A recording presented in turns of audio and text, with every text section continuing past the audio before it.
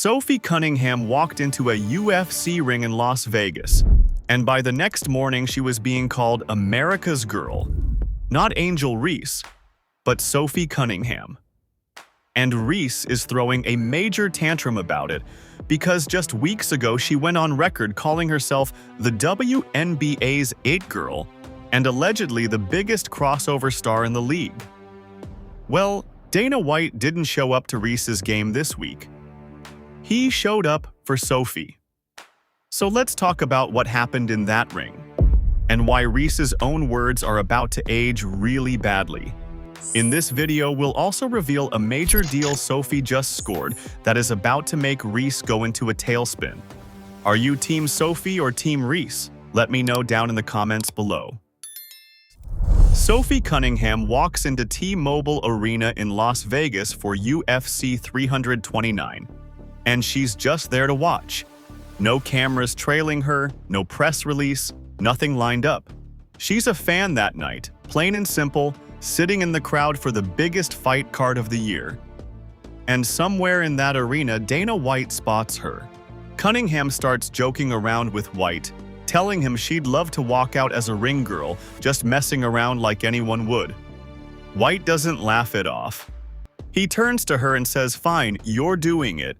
No rehearsal, no script, no time to even process what just happened." By White's own account, the whole thing got locked in about 8 minutes before she walked out there. 8 minutes to prepare for one of the biggest crossover moments a WNBA player has ever gotten on a UFC card.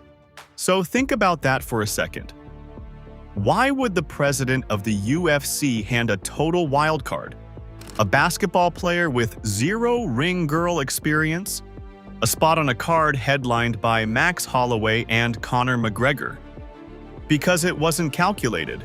It was real. And real is exactly what made it work. After Holloway finished off McGregor in the main event, Cunningham walked out to celebrate with him inside the octagon. That's when the moment happened. Holloway spotted her and hit her own signature pointing meme right back at her, the one she's known for from Fever games. Cunningham didn't miss a beat. She fired back doing Holloway's own ground-pointing celebration, and the whole exchange turned into pure chaos in the best way. The crowd inside the arena lost it. People were laughing, pointing, filming on their phones, and within minutes, clips of the exchange were already flying across social media. White later explained it simply. "I love Sophie Cunningham. We've created a relationship and she was here tonight. And when she walked in, she goes, 'Oh, I want to walk around that.' So I said, 'Then you're going to walk around it.' No production meeting, no marketing team involved, just two people vibing off each other in front of a sold-out arena." Compare that to how most athlete crossover moments actually happen. Usually it's a sponsor pushing an appearance, a scripted cameo, something that reeks of a marketing deal behind the curtain. This one didn't have any of that. It had personality, it had timing, and it had two people who clearly get along, playing off each other in front of the whole sports world watching. That's exactly why it hit different. Fans could tell the difference between manufactured and real, and this was about as real as it gets. Within hours, Sophie Cunningham went from a name WNBA fans knew to a name every sports fan on the internet suddenly recognized. And that was just the start, because the very next night, Dana White wasn't done with her yet. Dana White didn't just tweet about Sophie Cunningham the next day. He showed up in person at an actual WNBA game, wearing a custom shirt with her face on it. That's not a like on Instagram. That's the president of the UFC walking into T-Mobile Arena territory of a totally different sport, sitting courtside for Fever versus Aces, and letting everyone in the building know exactly why he's there. Fans noticed the second he walked in. Cameras found him fast, and clips of him in that Cunningham shirt started circulating before halftime even hit. And Cunningham didn't just sit there quietly enjoying the attention. She went off, scoring 20 points off the bench with 6 threes. In a game, the Fever won 109-75. Hours after hopping around a UFC ring, she's drilling threes with Dana White watching from the stands wearing her own face on his chest. After the game, the two of them were caught joking around courtside, comfortable, easy, like two people who've known each other for years instead of 2 days. Now, here's where the timing gets brutal for one particular player. This is the same week Angel Reese went on record calling herself the WNBA's It Girl and the league's biggest crossover star. Same week. So while Reese is out here telling anyone with a microphone that she's the face of crossover appeal, Dana White is picking Cunningham for the UFC spotlight one night and showing up to her actual basketball game wearing her merchandise the next. He didn't pick Reese for the ring. He didn't show up to a Sky or Dream game in a Reese shirt. He picked Sophie, twice, in under 24 hours. And let's be honest, Reese becoming a ring girl was never realistic anyway. This is a player who can't get through a simple screen without landing on the floor. Picture Reese trying to strut around the octagon in heels when she can barely stay upright chasing a rebound in sneakers. This is exactly the kind of moment that feeds a jealousy narrative that's been building around Reese for a while now. Cunningham's energy through all of this stayed loose and easygoing, cracking jokes, playing along, clearly having fun with the attention instead of chasing it. Reese, meanwhile, keeps showing up in interviews sounding tense, dropping comments on social media that read like frustration dressed up as confidence. One player is out here vibing with the president of the UFC. The other is defending a title nobody actually gave her. Reese called herself the biggest crossover star in the league days before the real one showed up on national television doing backflips of personality that no marketing team could have scripted. The timing wasn't just bad for Reese, it was almost poetic. And while all of this was playing out in headlines and highlight reels, Cunningham was about to drop something that would make the gap even wider. While the internet was still replaying Sophie Cunningham pointing back at Max Holloway, she dropped news that topped the whole night. Hours after UFC 329 wrapped, word broke that Adidas is giving her a player-exclusive shoe, the Crazy Energy PE, dropping July 24th for $120.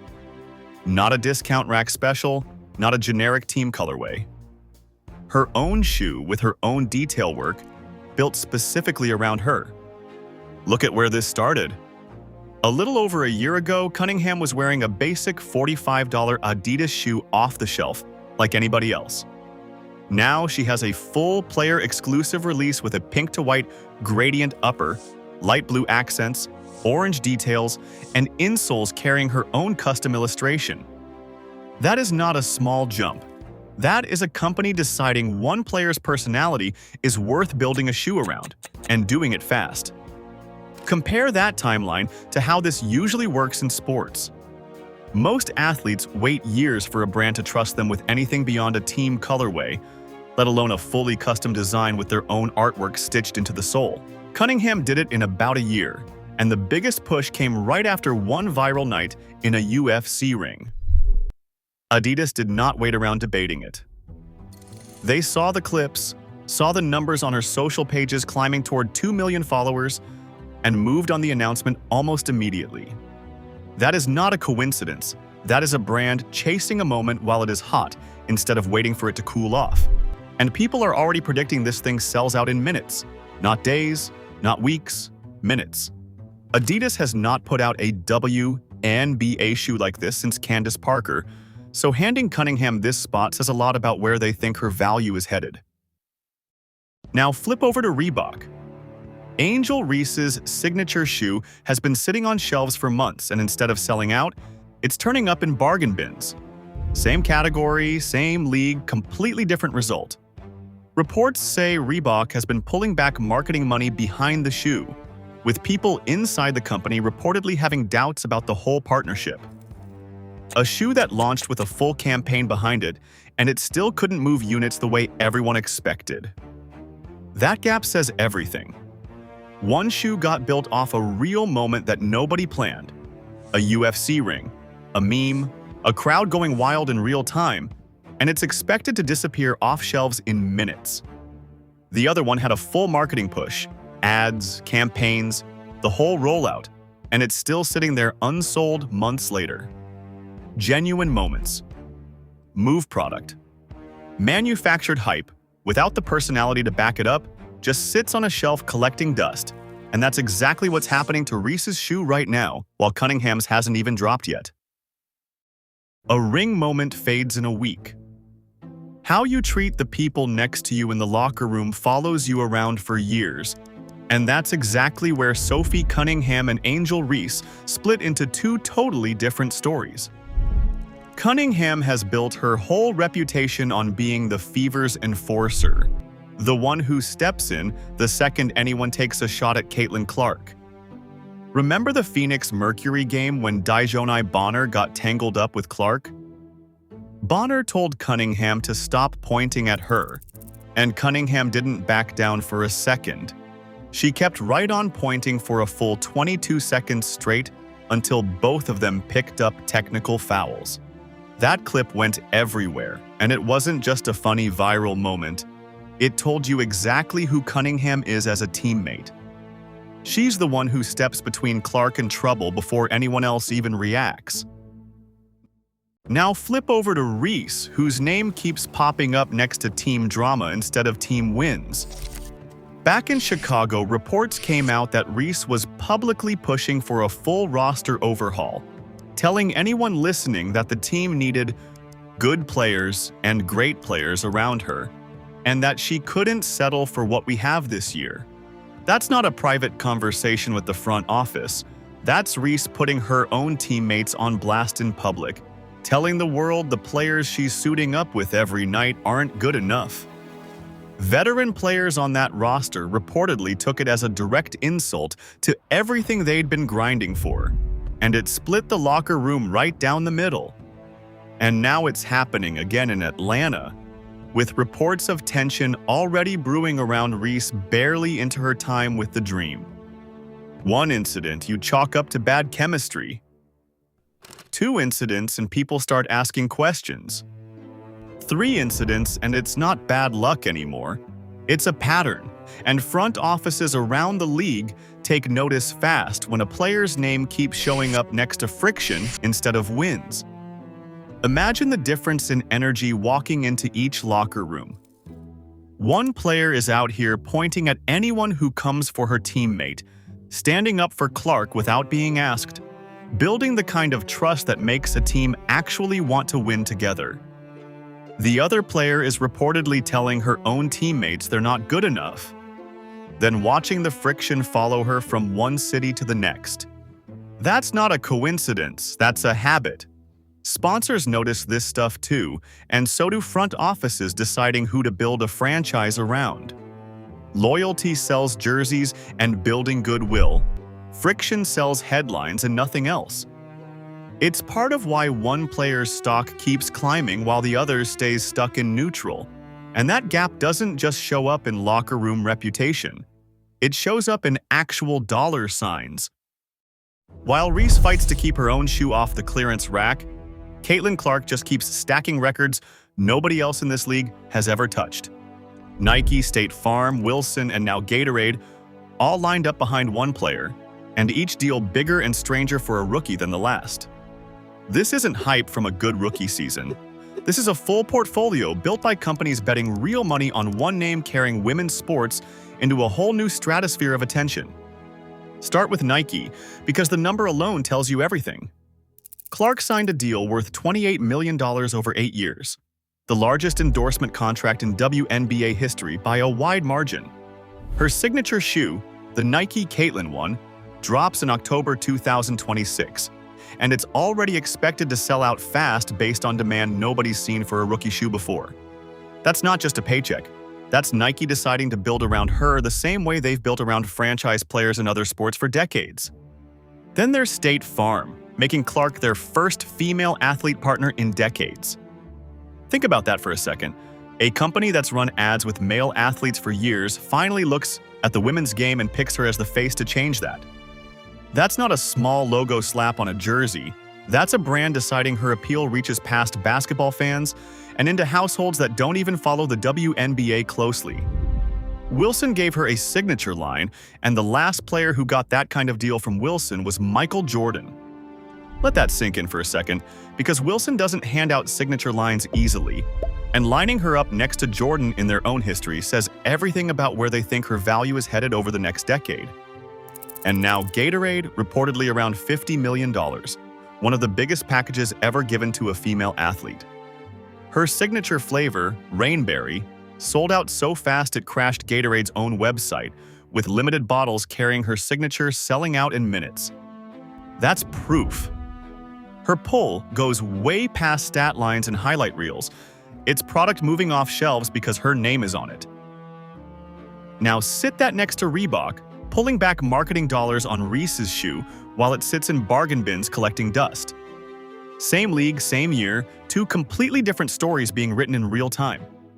Sponsors are reportedly backing off Reese because of exactly what has been building all year: the drama, the friction reports, the public image problems that keep piling up every few months. Companies don't want their logo next to headlines about locker room tension, and right now that's exactly what Reese's name keeps attaching itself to. One player becomes the blueprint. Every brand studies for how to market women's sports right. The other becomes the file every marketing department pulls up internally, labeled exactly what not to repeat. Sophie Cunningham didn't chase any of this. She showed up to watch a fight, cracked a joke to Dana White, and the market rewarded her instantly: a shoe deal, a viral moment, a whole new fan base overnight. Nobody scripted that. Heading into 2026, Clark, Cunningham, and Hull keep building something real. Wins, loyalty, brands lining up behind them. Reese is left explaining empty shelves and a shoe nobody's buying. Real recognizes real, and right now the league, the fans, and the sponsors are all pointing at the same players. Reese might want to start pointing too, maybe at herself. Are you Team Sophie or Team Reese? Let me know down in the comments below. And don't forget to like, subscribe, and turn on all notifications as we're bringing you all the action and top stories. Click the video on the screen, and we'll see you in the next one.